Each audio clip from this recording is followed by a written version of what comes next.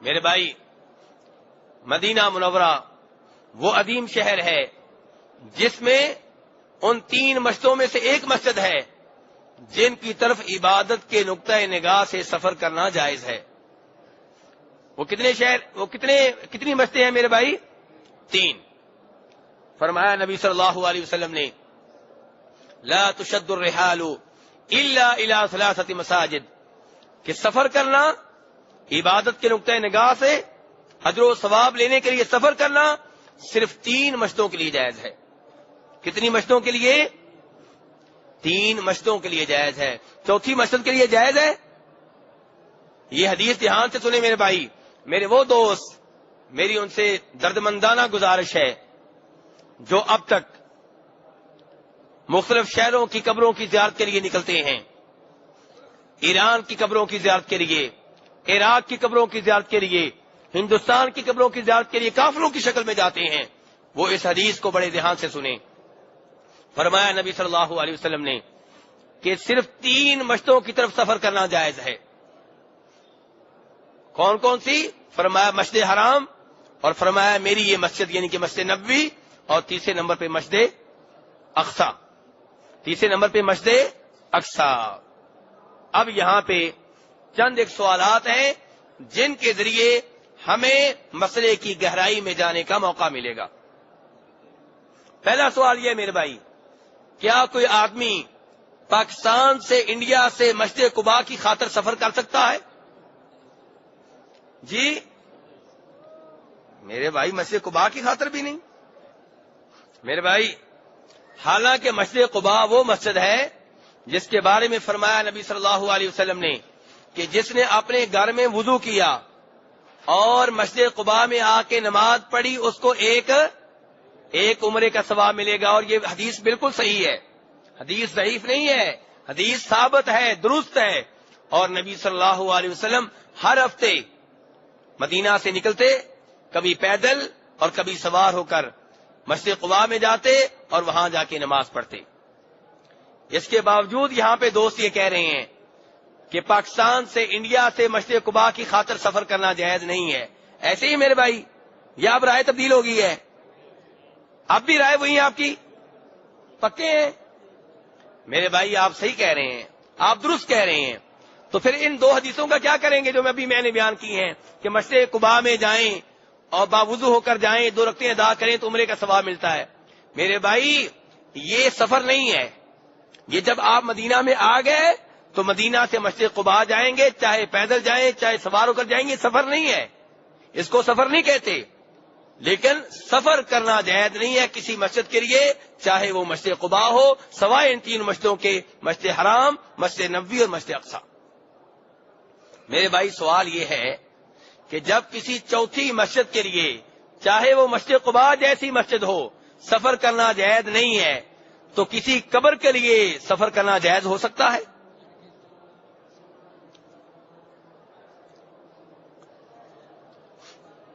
دوست کہتے ہیں کہ جو حدیث آپ نے پڑھی ہے اس کا تعلق صرف مسجدوں سے ہے، اس کا تعلق قبروں سے نہیں ہے۔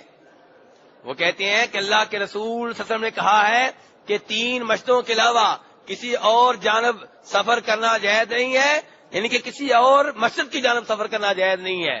وہ کہتے ہیں کہ قبر کی طرف جائز ہے، اللہ کے کسی اور گھر کی طرف سفر کرنا جائز نہیں ہے، قبر والوں کے گھر کی طرف سفر کرنا جائز ہے۔ میرے بھائی یہ کیسے ہو سکتا ہے؟ لیکن آپ کی تسلی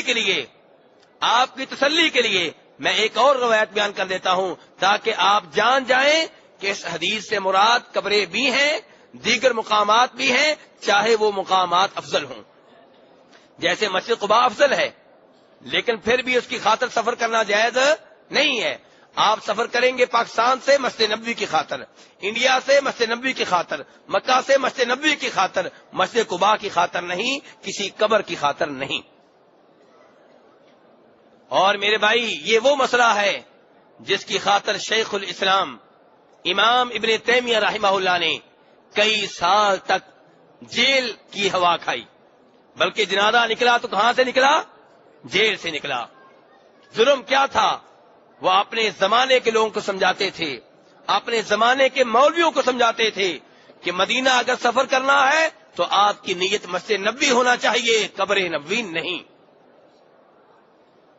مدینہ آپ جائیں گے مسجد نبوی کی خاطر، جب پہنچ جائیں گے مسجد نبوی میں تحیت المسجد 2 رکعتیں پڑھ لیں گے، پھر آپ جائیں اور جناب رسول اکرم صلی اللہ علیہ وسلم کی قبر پہ جا کے سلام پڑھیں، ادب و احترام کے ساتھ درود پڑھیں، بالکل ٹھیک ہے۔ لیکن مکہ سے مدینہ جانے کا مقصد صرف قبر ہو، وہ کہتے تھے یہ درست نہیں ہے۔ اس حدیث کی بنیاد پہ میرے بھائی، جو حدیث ابھی میں آپ کے سامنے پڑھ رہا ہوں، میرے بھائی امام نسائی رحمہ اللہ روایت کرتے ہیں کہ جناب ابو ہریرہ رضی اللہ عنہ کوہ طور پہ گئے۔ کس پہاڑ پہ گئے؟ طور پہاڑ۔ عام پہاڑ ہے میرے بھائی؟ کون سا پہاڑ ہے جس پہ کون گئے تھے؟ موسیٰ علیہ السلام۔ اور کون سا عظیم عمل کیا تھا؟ اللہ سے ہم کلام ہوئے تھے، اللہ سے ہم کلام ہوئے تھے۔ میرے بھائی ذرا ساتھ رہیں، آپ تو بڑی جلدی ٹھنڈے ہو گئے ہیں۔ تو موسیٰ علیہ السلام، ایک موسیٰ علیہ السلام اور ایک میرے اور آپ کے نبی جناب محمد الرسول اللہ صلی اللہ علیہ وسلم، صرف 2 نبی ہیں جن کو اللہ کا کلام اللہ کی آواز میں بغیر واسطے کے سننے کا موقع ملا۔ کیا مطلب؟ دیگر انبیاء کرام علیہ الصلوۃ والسلام، دیگر عظیم الشان اور عظیم المرتبت انبیاء کرام علیہ الصلوۃ والسلام کے اوپر اللہ کا کلام نازل ہوتا تھا، وہی نازل ہوتی تھی، لیکن کیسے؟ یا جبریل علیہ السلام کے ذریعے، فرشتے کے ذریعے، یا اللہ تبارک و تعالی خواب میں وہی بتا دیتے، یا دل میں ڈال دیتے، ایسا کچھ ہوتا۔ لیکن یہ 2 عظیم نبی ایسے ہیں جن سے اللہ تبارک و تعالی نے بغیر جبریل علیہ السلام کے واسطے کے کلام کیا۔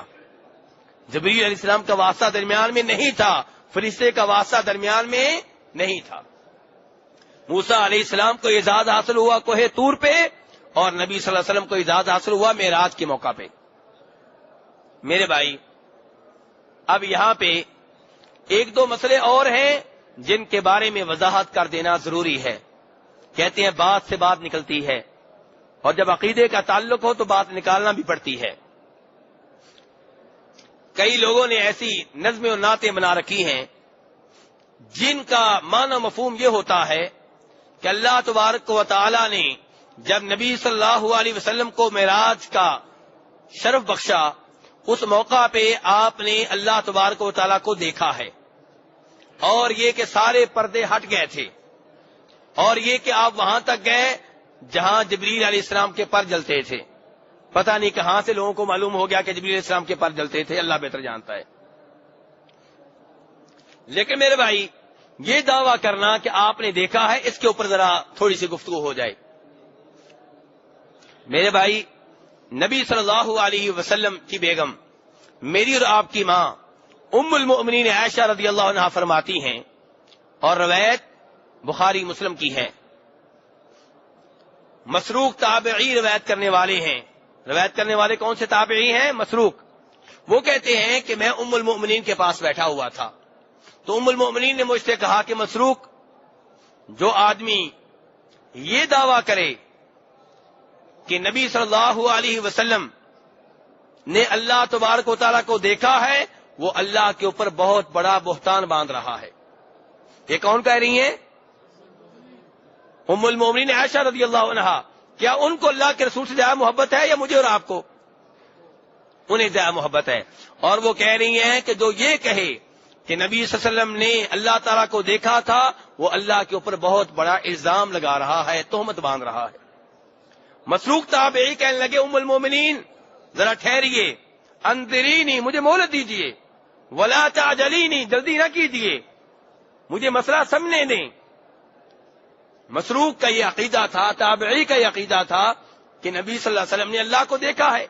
جب جناب عائشہ سے یہ الفاظ سنے تو کہنے لگے مجھے ٹائم دیں، ذرا مجھے سوچنے دیں، مجھے سمجھنے دیں مسئلہ۔ پھر کہا آپ مجھے یہ بتائیں کہ اگر آپ کی بات درست ہے تو قرآن پاک کی ان 2 آیتوں کا کیا مطلب ہے جن میں اللہ نے ذکر کیا ہے کہ نبی صلی اللہ علیہ وسلم نے ان کو دیکھا؟ کون سی 2 آیتیں؟ مسروق کہنے لگے ایک آیت وہ جو سورہ نجم میں آتی ہے 27ویں سپارے میں، اور دوسری وہ آیت جو سورہ تکویر میں آتی ہے، کون سے سپارے میں؟ 30ویں سپارے میں۔ ایک آیت میں اللہ تعالیٰ کہتے ہیں وَلَقَدْ رَآهُ بِالْأُفُقِ الْمُبِينِ، اور دوسری روایت میں کیا فرمایا، دوسری آیت میں فرمایا وَلَقَدْ رَآهُ نَزْلَةً أُخْرَىٰ۔ تو یہاں دو آیتوں میں ذکر ہے کہ نبی صلی اللہ علیہ وسلم نے دیکھا ہے۔ کس کو دیکھا ہے؟ اسے دیکھا ہے۔ کسے؟ یہ قرآن پاک میں موجود نہیں ہے۔ ان دو آیتوں سے پہلے ذکر ہو رہا ہے کن کا؟ جبریل علیہ السلام کا، اور آگے جا کے کہا کہ آپ نے اسے دیکھا ہے، انہیں دیکھا ہے۔ کنہیں؟ کس کو؟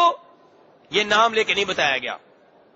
اب یہاں سے مسروق یہ سمجھے، اور آج بھی بہت سے لوگ یہ سمجھتے ہیں کہ اس سے مراد یہ ہے کہ نبی صلی اللہ علیہ وسلم نے اللہ تعالیٰ کو دیکھا ہے۔ تو جناب عائشہ رضی اللہ عنہا نے جب یہ دو آیتیں مسروق سے سنی تو جناب عائشہ نے کیا کہا؟ کہا مسروق اس امت میں سے سب سے پہلے ان دو آیتوں کے بارے میں اللہ کے رسول سے سوال کرنے والی میں ہوں۔ جناب عائشہ کیا کہہ رہی ہیں؟ ان دو آیتوں کے بارے میں اللہ کے رسول سے سب سے پہلے سوال کرنے والی کون ہے؟ میں ہوں صلی اللہ علیہ وسلم۔ قرآن پاک کس پہ نازل ہوا میرے بھائی؟ اور رسول اللہ صلی اللہ علیہ وسلم سے قرآن پاک کس نے لیا؟ صحابہ اکرام نے لیا۔ قرآن پاک کی تفسیر سب سے بہتر اللہ کے رسول جانتے ہیں، اور یا آپ کے صحابہ اکرام جانتے ہیں جنہوں نے آپ سے تفسیر لی۔ تو جناب عائشہ کہتی ہیں میں نے آپ سے سوال کیا تو آپ نے کہا عائشہ اس سے مراد جبریل علیہ السلام ہیں۔ اس سے مراد کون ہیں؟ جبریل علیہ السلام۔ اور فرمایا کہ میں نے جبریل کو ان کی حقیقی شکل و صورت میں صرف 2 بار دیکھا ہے، اور ان کا ذکر آیا سورہ نجم میں اور تکویر میں۔ نبی صلی اللہ علیہ وسلم نے جبریل علیہ السلام کو ان کی اپنی شکل میں، حقیقی شکل میں کتنی بار دیکھا ہے؟ صرف 2 بار، صرف 2 بار۔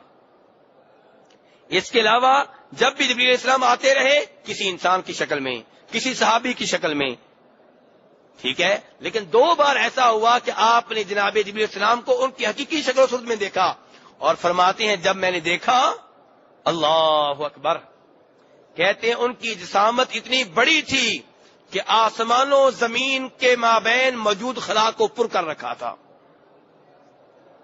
جناب جبریل علیہ السلام کی جسامت اتنی عظیم کہ ان کی جسامت نے آسمان و زمین کے مابین موجود خلا کو پر کر رکھا تھا، اور فرمایا ان کے پر ہیں 600 پر۔ کتنے پر؟ 600 پر ہیں۔ تو میرے بھائی کہنے کا مطلب یہ ہے کہ قرآن پاک میں جو کہا گیا کہ آپ نے دیکھا، اس سے مراد کون ہے؟ جبریل علیہ السلام ہے، کہ آپ نے جن کو دیکھا وہ جبریل علیہ السلام ہے۔ اور یہ بیان کون کر رہی ہیں؟ ام المؤمنین عائشہ رضی اللہ عنہا۔ بلکہ جناب عائشہ نے اس کے بعد یہ آیت پڑھی، کہا کہ اللہ تعالیٰ قرآن پاک میں فرماتے ہیں لا تدرکہ الابصار، نگاہیں اس کا احاطہ نہیں کر سکتی، نگاہیں اس کا احاطہ نہیں کر سکتی، وہو یدرک الابصار، اس نے سب نگاہوں کا احاطہ کر رکھا ہے۔ اور پھر میرے بھائی مسلم شریف کی ایک اور حدیث ہمیں نہیں بھولنی چاہیے۔ جناب ابو ذر رضی اللہ عنہ نے آپ سے پوچھا تھا ہل رأیت ربک، کیا آپ نے اپنے رب کو دیکھا ہے؟ فرمایا نور انا اراہ، وہ نور ہے، اسے میں کیسے دیکھ سکتا ہوں؟ آپ نے یہ نہیں کہا میں نے نہیں دیکھا، بلکہ آپ جناب ابو ذر کے سوال کے اوپر حیران ہوئے کہ تم یہ سوال کیسے کر رہے ہو، اسے میں کیسے دیکھ سکتا ہوں؟ اور میرے بھائی جب موسیٰ علیہ السلام کو طور پہ ملنے کے لیے گئے تھے، اللہ تعالی نے کلام کر لیا۔ دیکھیں وَلَمَّا جَاءَ مُوسَىٰ لِمِيقَاتِنَا وَكَلَّمَهُ رَبُّهُ، جب موسیٰ علیہ السلام آئے ان کے رب نے ان سے کلام کیا۔ کلام کا ذکر ہے، دیکھنے کا ذکر ابھی تک نہیں ہے۔ کلام ہو گئی، گفتگو ہو گئی، اس کا مطلب یہ گفتگو دیکھے بغیر ہوئی ہے۔ آگے کہا موسیٰ علیہ السلام نے قال ربی ارینی انظر الیک، یا اللہ تیرا دیدار کرنا چاہتا ہوں۔ اس کا مطلب ہے جو اب تک کلام ہوا ہے دیدار کے بغیر ہوا ہے۔ اور کلیم اللہ کا مطلب کیا ہے کہ کلام اللہ سے کیا، ڈائریکٹ کیا، لیکن دیکھے بغیر۔ آگے موسیٰ علیہ السلام کہہ رہے ہیں ربی ارینی انظر الیک، یا اللہ تجھے دیکھنا چاہتا ہوں۔ قال لن ترانی، موسیٰ تم مجھے کبھی نہیں دیکھ سکو گے، ولکن انظر الی الجبل، اس پہاڑ کی طرف دیکھو، فإن استقر مکانہ فسوف ترانی، جب اس پہاڑ پہ میری تجلی ہوگی، اگر یہ پہاڑ اپنی جگہ پہ برقرار رہ گیا تو پھر تم بھی مجھے دیکھ لو گے. فلما تجلی ربہ للجبل جعلہ دکا وخر موسیٰ صعقا. جب اللہ نے پہاڑ کو اپنی تجلی دکھائی پہاڑ ریزہ ریزہ ہو گیا.